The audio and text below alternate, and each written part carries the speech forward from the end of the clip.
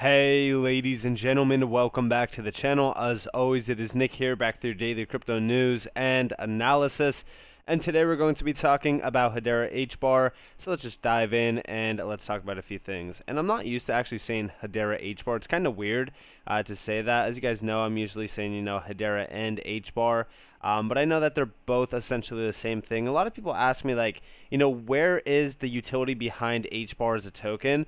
And it's a very simple, answer to that question as well. Like anything that is moving over Hedera is powered by HBAR itself, which is why I always kind of just say like Hedera HBAR for an example. But at some point in time, I was very, very used to saying Hedera Hashgraph, and and then they rebranded it. So hey, it is what it is. But in regards to the overall market, we are sitting pretty much stable. I mean, we've been seeing some scam wicks on, Hedera. This one is notorious for scam wicks on Binance US. And for anybody who did put any buy orders down in like the deep, maybe 5 cent range, you most likely got your buy order targeted today. As we did have a scam wick down to like, I think it was like it was either like 5 cents to like 5.5 cents. It was somewhere within that range. Don't know the exact amount, but yeah, that was a very fun scam wick. I'm waiting to see if we do come down lower.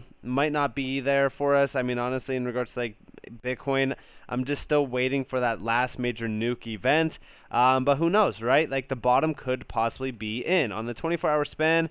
Some altcoins are up. On the that was on the 24-hour span. Sorry, 7-day span. Most altcoins are up significantly, but I do suspect that this will change going forward. But nonetheless, let's dive in and let's talk about a few things. So first off, I do want to talk to you guys a little bit about Hashport. So we have this major update from Hashport. This happened 18 hours ago now. I apologize for being late to the party, but we do see here next week users from Chainlink, CirclePay, Tether, Avi, Maker, and even Wrap Bitcoin will be able to leverage the efficiencies of the Hedera network fueled by HBAR. And of course, there you guys have it.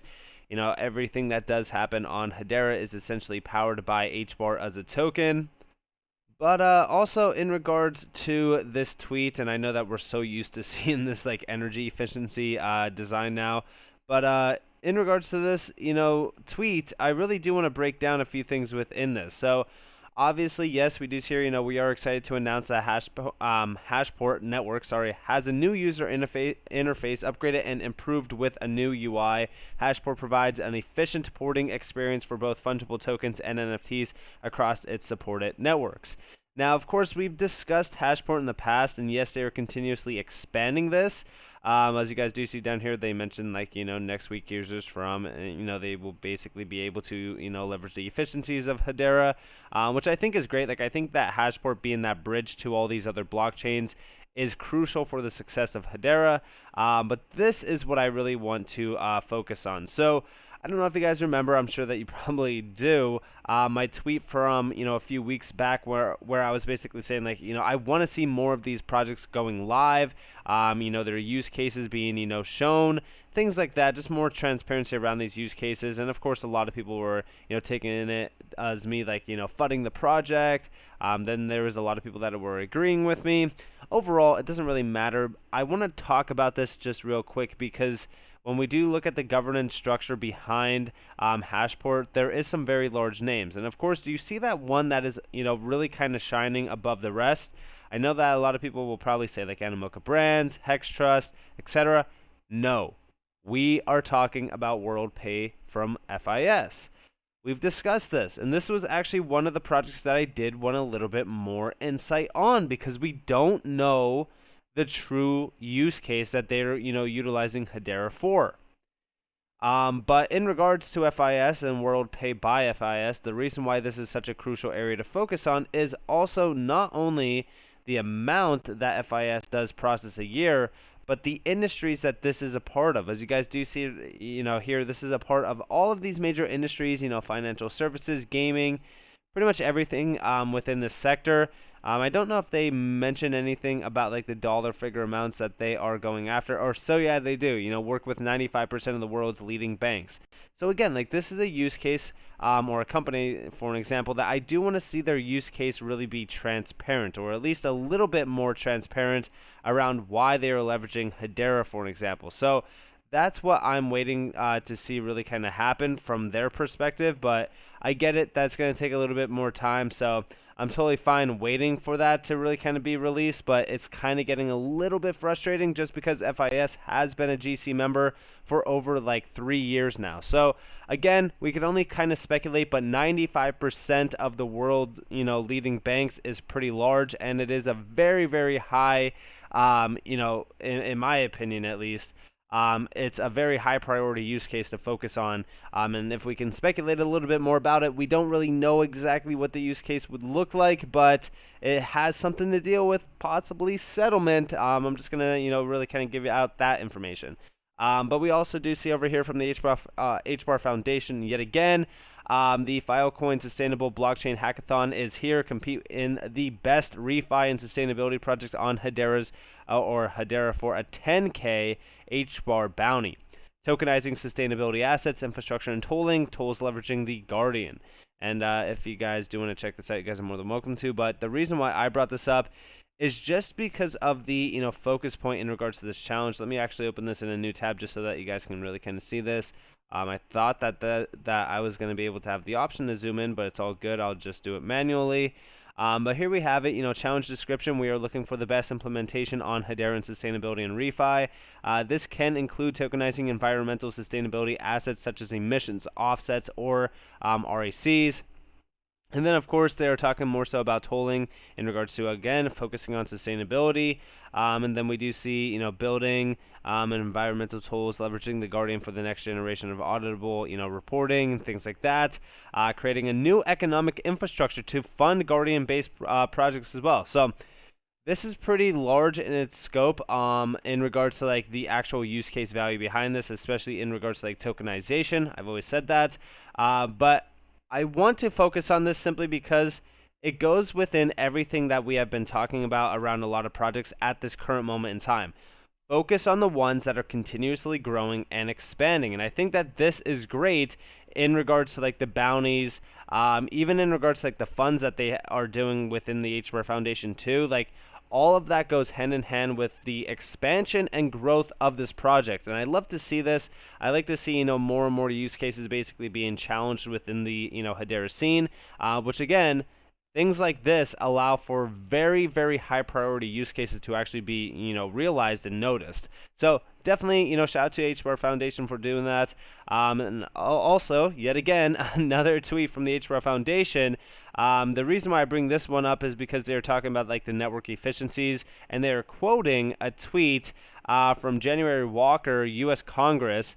They're talking a little bit about, which blockchain can be best for blockchain voting and why. Seems only one army is paying attention. I thought HBAR and Bitcoin would have flooded the comments for sure. And yeah, when we look at this, right, to me personally, when we look at like something like voting, it would have to be extremely secure. Again, there's a large amount of debate around, voting in general. To me personally, like security is like the highest priority, especially around things like this. Also, scalability. You got to remember that there's a large amount of individuals that do vote and things like that. When we really kind of look at this, Hedera seems like it's the perfect fit for this. And of course, we're not the only ones who thought this. HBAR Foundation, of course, but we also do see here from HBAR to the moon. Love this post. There are so many, more things that can be done using DLTs, especially a next generation DLT like Hedera identity, voting, data compliance, payments, tokenization of physical digital items and financial products, supply chain, hybrid blockchains, auctions, HBAR. And yeah, the use case value behind this is very large. And again, this is a quoted tweet yet again from January Walker, U.S. Congress. She's basically saying here the utility of blockchain has the ability to solve many problems in government.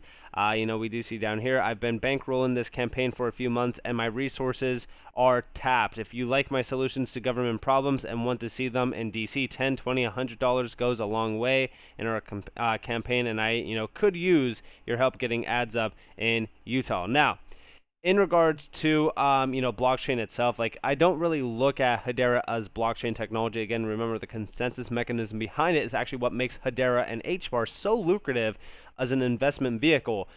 Because it's so diverse compared to everything else within the scene technologically. And again, the ABFT definitely goes a long way when you are looking at things like voting. Anything that has a security priority to it, Hedera definitely is going to shine the brightest. Again, ABFT is very, very, very secure, which also makes it very lucrative for also the banking and financial scene, which again kind of takes us back to FIS, if you will. But again, we could only kind of speculate on that so much. But in my regards to like voting, for an example, like voting will basically be an industry that gets, extremely disrupted by things like Hedera and even, crypto itself. Because again, like even Hedera themselves has mentioned multiple times on their website in regards to like the use case value or the utility around HBAR itself, things similar to voting. And we do see down here like data compliance, fraud mitigation, payments, tokenized assets, identity, permission, blockchain. Like all of this is centered around like major use cases that will basically flood into everyday life. Again, when you are going to vote, when you are doing anything in regards to like identity, security, anything that really kind of requires like high priority security to make sure that everything is extremely accurate, there's no mistakes. Like I think that automation through technology like crypto is the only thing that could truly make it 100% secure, 100%, I would say accurate as well. This is why I focus on use cases like this, because again, this is a small use case value. Like when you look at voting, it might seem like it's a small use case value, but it's also an area that I would say is ripe for disruption and could be very lucrative in regards to like the volume and value that floods over something like that. So to me personally, I think that this is a perfect area for Hedera to really kind of disrupt. Now also, last but not least, I do want to talk to you guys a little bit about music battles. So music battles, we do see down here our partners, UMG, all right, Universal Music Group, which is the largest record company, earning 32.1% of the global streaming and physical music industry's revenue in 2020. This is huge. This is absolutely massive. Okay, now, in regards to this, they are a partner of Music Battle. And I don't know if you guys remember, but Music Battles partnered with the HBAR Foundation just recently.